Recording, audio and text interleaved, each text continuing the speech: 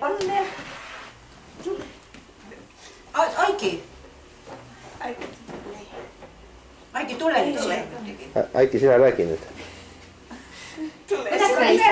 Ja onnea oikein paljon ja terveisiä kaikilta Suomesta.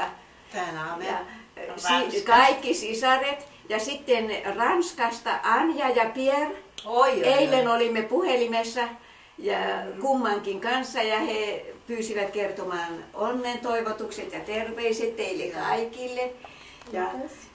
Ja sitten Mikke Ojander Sauvosta lähetti onnittelut. Ja Kesäniemen Kirsti soitti eilen illalla ja pyysi kertomaan terveiset ja onnittelut. Tää on ja Osmo Norleksista.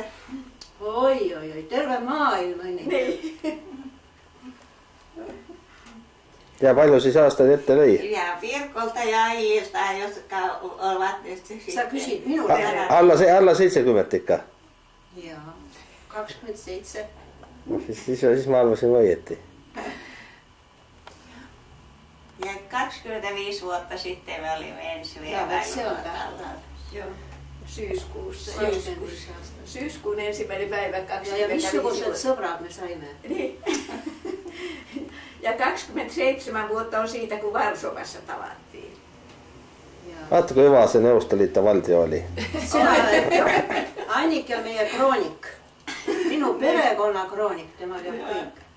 Did you understand? Yes. History. You are a history writer. Joo, kyllä me tosiaan olemme monta matkaa tehneet tänne, vaikka silloin aluksi oli 2 vuotta väliä. Sitten ajateltiin, nyt ei voi ensi vuonna mennä, että täytyy odottaa vielä. Ja sitten kun anottiin viisumeita ja sitten pelättiin, että mitä teille tapahtuu, kun me tulemme tänne.